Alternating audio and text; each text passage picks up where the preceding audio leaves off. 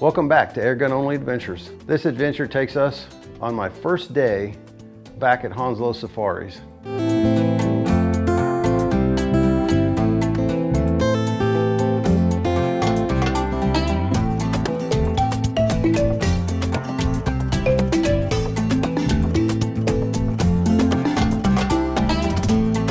We were concentrating most of our efforts on this day to try to harvest a good kudu bull.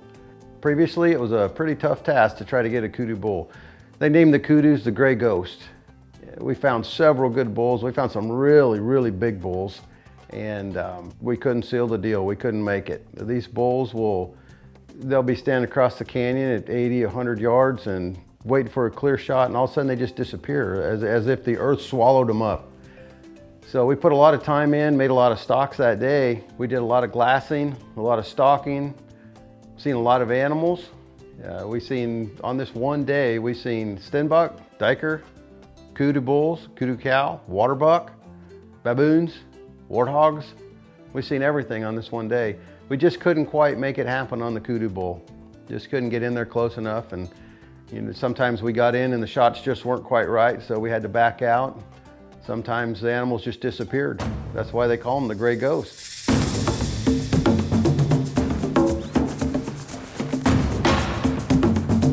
We've seen a couple kudu down here. We're gonna make a stalk and see if we can get a shot at them. We don't have much time left, so we probably won't get in too close to them, but we're gonna find out.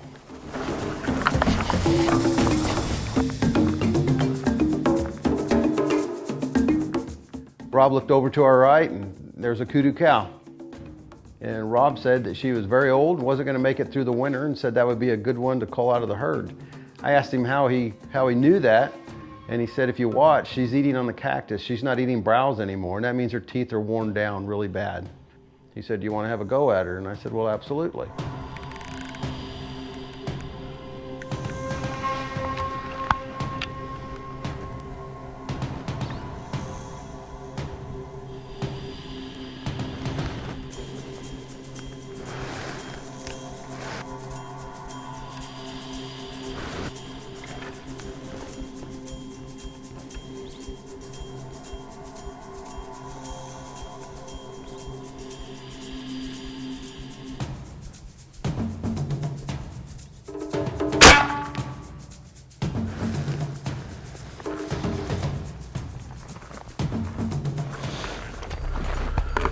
I just got a kudu cow with my Western Bushbuck 45. That was awesome.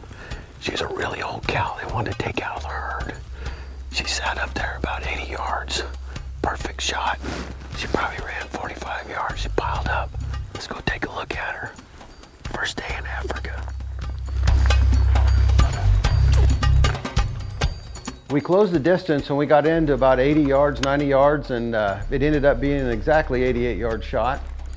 And I had to wait for her to clear, and I took my shot, heart-lung shot. She didn't go far, she only ran about 65 yards and expired. And it was time for me to go collect my trophy. Here's where she started staggering right here. Boy, look at the blood. Well, she left a good blood trail. She was just squirting it out. That's perfect. Yeah. That was awesome. That's the confidence booster. Oh yeah, definitely.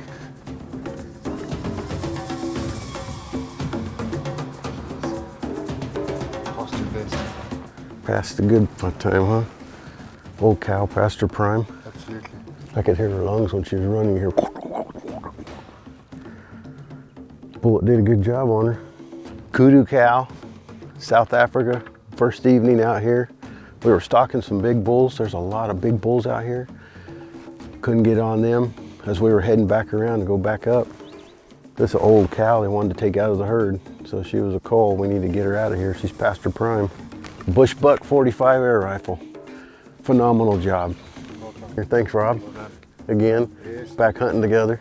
We can make biltong out of her. We're gonna make biltong out of it. Yeah, biltong. Go, go. Beautiful kudu cow. Even though it wasn't the kudu bull that I wanted, I was extremely happy to be able to harvest such a magnificent animal. As my safari continued in following days, I was able to harvest a beautiful bull. But unfortunately, on the evening that I got to take my best kudu that I've ever taken, the southeastern Cape kudu, our camera was completely on the fritz. We had no footage whatsoever.